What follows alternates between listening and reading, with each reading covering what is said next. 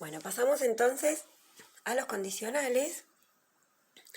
Los condicionales, a ver, si la conjunción es el I, ahora le vamos a poner una I grande, pero me faltan manos, y la disyunción es el O, la condición o el condicional sería si tal cosa, entonces tal otra. Si pasa esto, entonces pasa aquello otro. Entonces, acá dice, por ejemplo, esta oración no afirma, no se compromete ni con una afirmación ni con la otra de estas dos que relaciona, pero simplemente, ahí dice, resalta que existe un vínculo entre una afirmación y la otra, ¿sí? Entonces, la condición que es sí, esto, aquello, otro, resalta que existe un vínculo. Hay una forma de anotar ese entonces, que es con esta flechita, ¿se acordarán de matemáticas? Esta flechita se pone en el lugar de entonces, y los condicionales A y B se los nombra como antecedente y consecuente, por supuesto, porque si tal cosa, entonces tal otra. Se nombra uno como antecedente y otro como consecuente, estén en el lugar que estén, ¿sí? Acá creo que se dice, si viene un tsunami se inunda la ciudad. Antecedente, si viene un tsunami, entonces, flechita, se inunda la ciudad. Ahora, si la frase, por ejemplo, dice, se inundaría la ciudad si viene un tsunami, de todos modos, viene un tsunami, lo tenemos que poner adelante, y la consecuencia es, se inunda la ciudad. Ese es el ejemplo que está acá, no sé si se alcanza a leer. Entonces, la causa de ese sí tal cosa, entonces tal otra, se llama antecedente y va antes. Le ponemos la flechita y el consecuente va después. Ahí está, ahí marqué esa parte con amarillo.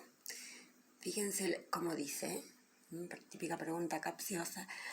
La correcta identificación del antecedente y del consecuente será crucial a la hora de evaluar las condiciones de verdad de la oración, de las oraciones condicionales, ¿sí? Entonces, es muy importante ubicar bien cuál es la causa y cuál es la consecuencia. Bueno, ahora vienen algunas opciones de cómo pueden ser estos condicionales. No se asusten, es largo porque hay muchísimos ejemplos. Esto lo podríamos poner más cortito. Quise dejar todo el material por si alguno únicamente iba a mirar esto, que tenga todas las aclaraciones. Bueno, vamos a doblarlo así para que se vea, a ver, que me haga foco. Bien, entonces, dentro de los condicionales, estas condiciones, si esto, entonces el otro que habíamos dicho, pueden ser de tres tipos. Habíamos dicho, bueno, si viene un tsunami, se inunda la ciudad, era el ejemplo. Pueden ser estas condiciones suficientes, pueden ser necesarias o pueden ser suficientes y necesarias. Vamos a abrir cada una. Bueno, vamos ahí entonces con las suficientes. A ver, en el ejemplo de recién, si venía un tsunami y se inundaba la ciudad de Buenos Aires, ¿es suficiente que venga un tsunami para que se inunde la ciudad de Buenos Aires? Sí, por supuesto. Ahora, puede inundarse la ciudad de Buenos Aires por otros motivos que no sean el tsunami. Entonces es una condición suficiente, pero no necesaria. No necesariamente se puede inundar por eso, se puede inundar por cualquier otro motivo, ¿sí? Entonces vamos a ver la tablita del valor de verdad de las condiciones suficientes, que está por acá. Bueno, resaltamos con color para que se vea un poquito más. Entonces, ¿qué va a pasar en esta tablita de verdad? Que sí, seguimos con el tsunami y la inundación de la ciudad de Buenos Aires. Que sí, A es verdadero, entonces B y verdadero, la conclusión va a ser verdadero. Que si A es verdadero y B es falso, o sea, si vino un tsunami y la ciudad no se inundó, entonces va a ser falsa. Que si A es falso, si no vino un tsunami, pero la ciudad sí se inundó, o sea, B es verdadero, la conclusión, bueno, se toma como verdadera porque se puede haber inundado por otro motivo. Por eso son condiciones suficientes. Y acá muy interesante porque, como lo importante de los condicionales es el vínculo que existe entre las dos partes, por eso esto de antecedente consecuente, pasa que si A es falso y B es falso, o sea, si no vino un tsunami y no se inundó la ciudad de Buenos Aires, la consecuencia es verdadera, la conclusión es verdadera. Porque se supone que no se inundó la ciudad de Buenos Aires porque tampoco vino un tsunami. Esta sería la novedad que tenemos, ¿no es cierto? Un consecuente falso y un antecedente falso y un consecuente falso dan como conclusión algo verdadero. Y acá tenemos las afirmaciones, muy importante es tenerlas marcaditas para los choice. Esto no lo teníamos antes porque únicamente en los condicionales tenemos antecedente y consecuente. Se las leo. Todo enunciado condicional con antecedente verdadero y consecuente verdadero es verdadero. Toda oración condicional con antecedente verdadero y consecuente falso es falso. Toda oración condicional con antecedente falso y consecuente verdadero es verdadero. Y toda oración condicional con antecedente falso y consecuente falso es verdadera. Que esa sería la novedosa. Bien, acá tenemos la tablita de verdad. Ustedes lo pueden ir pausando esto y leyéndolo mientras. Bien. Hasta ahí las condiciones suficientes. ¿Estamos? Bueno, agarramos otro colorcito para distinguir un poquito las necesarias. Ahí hace poco. Bueno, entonces las condiciones necesarias estarían representadas por el solo sí, únicamente sí. Acá abajo tenemos más expresiones. Es necesario, mira con ese ejemplo, es necesario que un tsunami azote a Buenos Aires para que la ciudad se inunde. Únicamente si un tsunami azota a Buenos Aires, la ciudad se inunda. Buenos Aires se inunda solo sí, solo sí. Entonces la típica expresión de las condiciones necesarias sería ese solo sí. Entonces, en la suficiente que teníamos, si esto, entonces tal otra.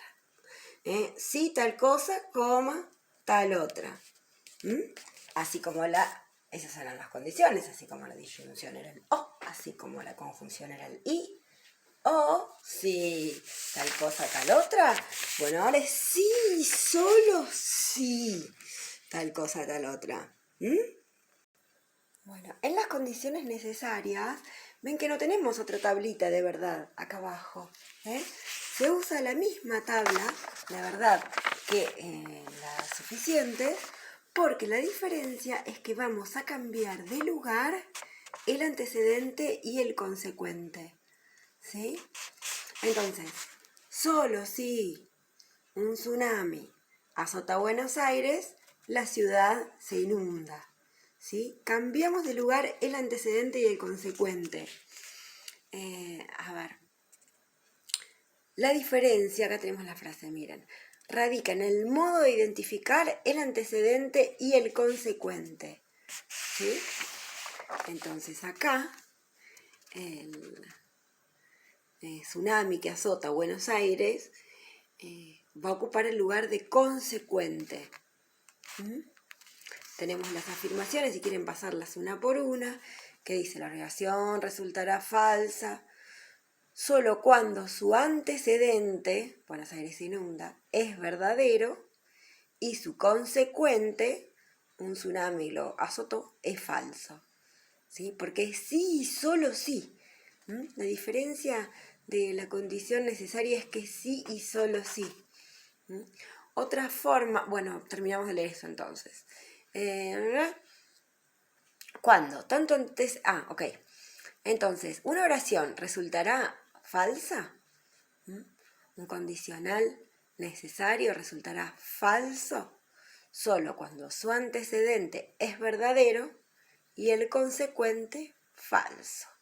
En el resto de los casos va a ser verdadero, tanto cuando el antecedente y el consecuente son verdaderos, cuando ambos son falsos y cuando el antecedente es falso y el consecuente verdadero, ¿sí? O sea, se aplica lo mismo que en la tablita de arriba. Lo que vamos a cambiar, acá está, lo que vamos a cambiar es el orden en cómo vamos a ubicar esto de antecedente y consecuente. ¿Sí? Otra forma de anotar eso es condición suficiente. En la condición suficiente,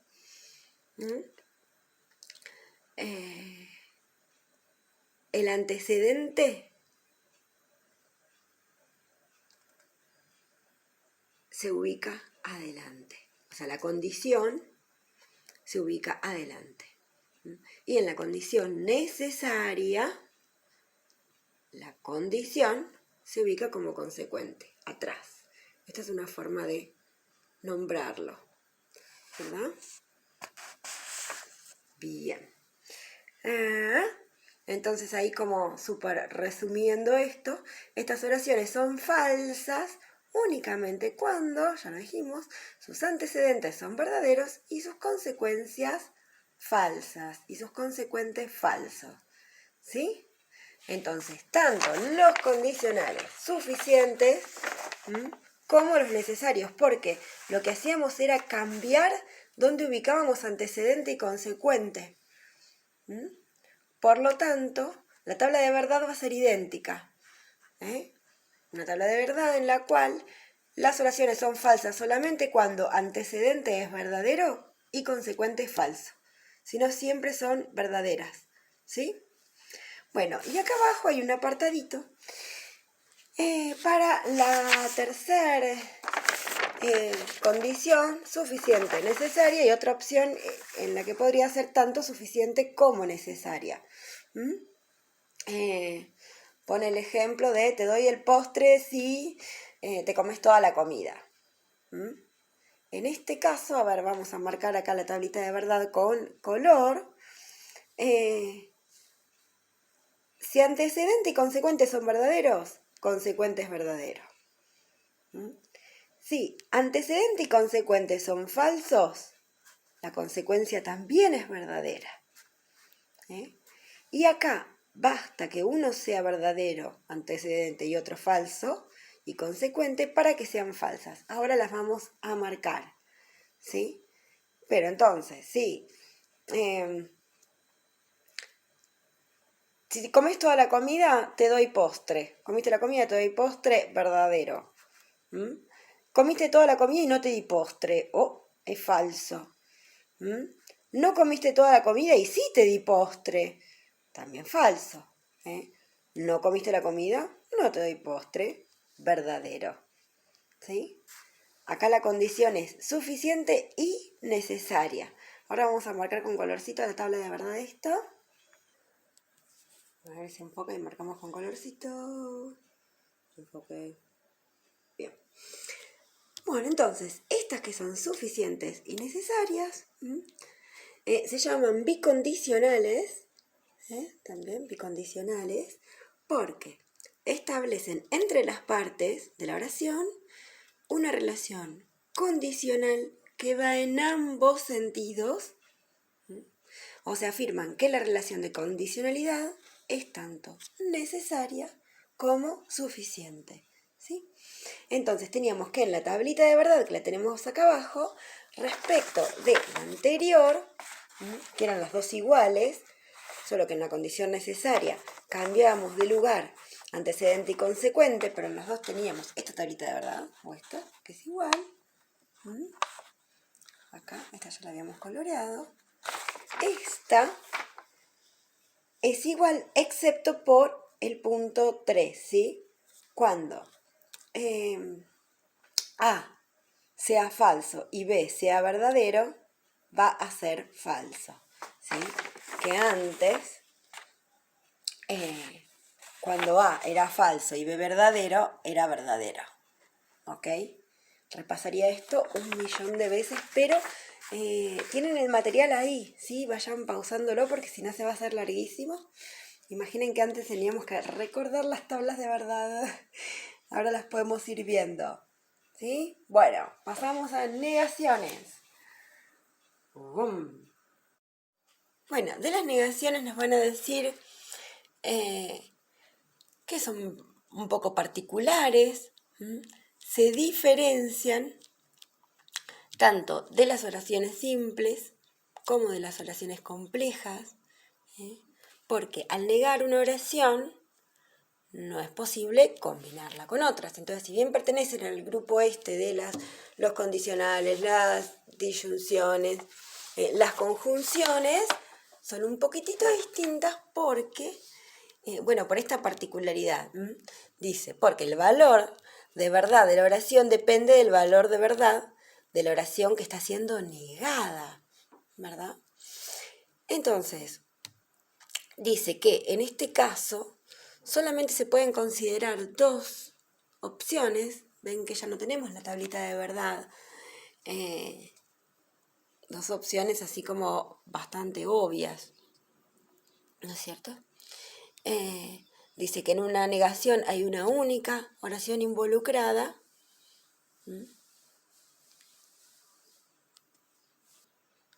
A esa única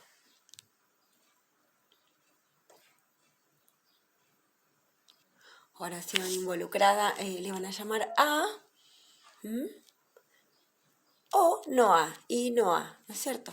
Entonces, por supuesto que si A es verdadero, no A va a ser falso. Si A es falso, no A va a ser verdadero. Entonces, acá abajo ponen algunos ejemplos, pero principalmente la idea es que la negación la vamos a encontrar seguramente al interior de una frase un poco más compleja, ¿no es cierto? Como formando parte de otra cosa. Puede haber negaciones solitas, pero generalmente la encontramos al interior de otros enunciados complejos, ¿sí? Bueno, por eso es que tiene esta tablita de verdad en la que tenemos nada más que dos opciones. Bien, y se terminaron los enunciados complejos con estas características. Vamos a ver que vamos a pasar a estos dos puntos, donde ya no tenemos la tabla de verdad, o sea que estos dos puntos son otro estilo de enunciados, ¿sí? ¿Cómo se llama? A ver. Enunciados singulares, universales, existenciales y probabilísticos. Existen otro tipo de expresiones, dice acá, lógicas, que no tienen la función de conectar oraciones.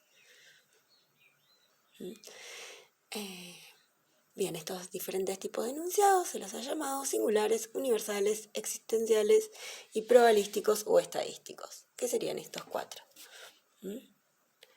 El primero, como su nombre lo indica, hace referencia a una entidad o individuo singular, por eso es singular. El segundo son afirmaciones que hace referencia a un conjunto de individuos, ¿sí? Un conjunto de objetos, por eso se llama universales. Estos enunciados universales, para probar que son verdaderos, hay que analizar el caso por caso de todo ese conjunto, de esa universalidad, el caso por caso de una totalidad, ¿no es cierto? Por eso es un poco difícil y bastaría con encontrar un caso que perteneciendo al grupo no reúna esa condición de la que se trate para que sea falsa, ¿no es cierto? Todo eso está explicadito y detallado. Entonces, es difícil probar que es verdadero porque habría que chequear el universo de los casos, la totalidad, pero para probar que es falso bastaría con encontrar un caso que no reúna esa característica y ya diríamos que es falso. ¿Mm? Hay otro estilo de afirmaciones donde tenemos, por ejemplo, esas expresiones, ¿no? Muchos, algunos. ¿Mm?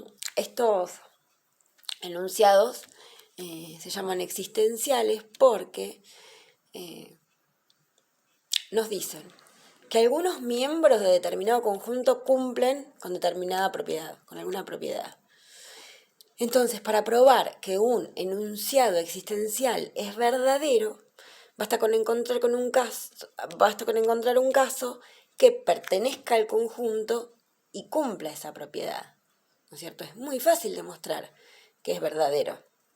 En cambio, para probar que un enunciado existencial es falso, habría que recorrer todo el conjunto y mostrar que cada uno de los casos es falso. Esa es la particularidad que tienen los existenciales, entonces son muy fáciles de probar su veracidad y muy difícil de probar su falsedad. Bueno, el cuarto conjunto son los estadísticos o probabilísticos. Aparecen en esas afirmaciones conceptos estadísticos o probabilísticos. Hacen referencia a un conjunto determinado y se asigna una probabilidad, una cantidad de que los miembros de ese conjunto tengan esa propiedad. Bueno, y sobre estos últimos, acá al final, dice que no hay una versión universalmente aceptada de cómo se prueba la verdad o la falsedad de los enunciados estadísticos. Una forma podría ser un seguimiento del caso por caso, ¿verdad? Ahí está. Pero bueno, se enuncian este estilo de enunciados, valga la redundancia, pero ahí queda, ¿sí? Pasamos al último punto. Contingencias, tautologías y contradicciones. Bien, acá en la parte de arriba, esto que está marcadito con rojo, es como un resumen muy interesante de todo lo que venimos trabajando, ¿no es cierto?, en el capítulo.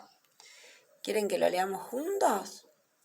Dice, hemos realizado una distinción entre distintos tipos de oraciones atendiendo a su forma y a sus condiciones de verdad.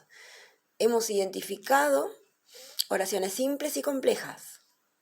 Dentro de las complejas, conjunciones, disyunciones, condicionales, bicondicionales y negaciones. Presentamos también otro nivel de análisis atendiendo al alcance de las oraciones, ya que no se trataban de combinar enunciados, sino de determinar qué o a quiénes se refería cada oración. Esto nos permitió identificar oraciones singulares, universales, existenciales y probabilísticas. Expondremos aquí una nueva distinción. Ven que acaban de hablar o de resumir todo esto que venimos haciendo. Bien. Entonces dice, podemos ofrecer condiciones de verdad de una oración atendiendo a su forma, ¿verdad? Esto nos permite decir en qué condiciones una oración es verdadera o en cuál es falsa.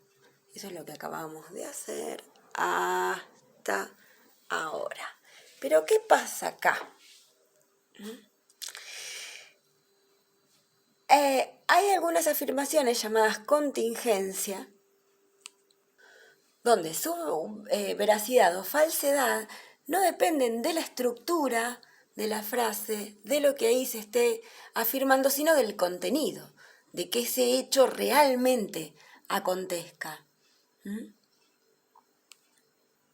Bien, entonces, esas serían las contingencias. Ahí tenemos varios casos de contingencias. Bueno, sigo para que no se haga tan largo. Bien, hay otros, por el contrario, donde el valor de verdad sí queda determinado por la forma de la oración. y únicamente por la forma. Y es completamente independiente de su contenido. ¿Sí? Vamos ahí. Estas son las tautologías. Las tautologías son verdades siempre, verdades en cualquier circunstancia. Acá dice Diana, ¿vendrá o no vendrá? Y sí, o viene o no viene. Bueno, podríamos hablar horas de esto. Bien, y una tercera forma sería la contradicción de las tautologías, ya habíamos dicho, que son verdaderas en cualquier circunstancia, la tautología, ¿sí? La contradicción consiste en la negación de una oración tautológica. O sea que, si las tautologías son verdaderas en cualquier circunstancia, las contradicciones al revés van a ser falsas en cualquier circunstancia. ¿Sí? Entonces, la contingencia, que puede ocurrir o no, o sí, independientemente del formato, y tiene que ver sí con el contenido de lo que diga, dependemos de que eso acontezca realmente o no, efectivamente que acontezca o no, una tautología que sí o sí siempre es verdadera y una contradicción que sí o sí siempre es falsa. Muy bien. Vamos a pasar entonces con esto a la hojita azul nuevamente y a ver cómo nos queda.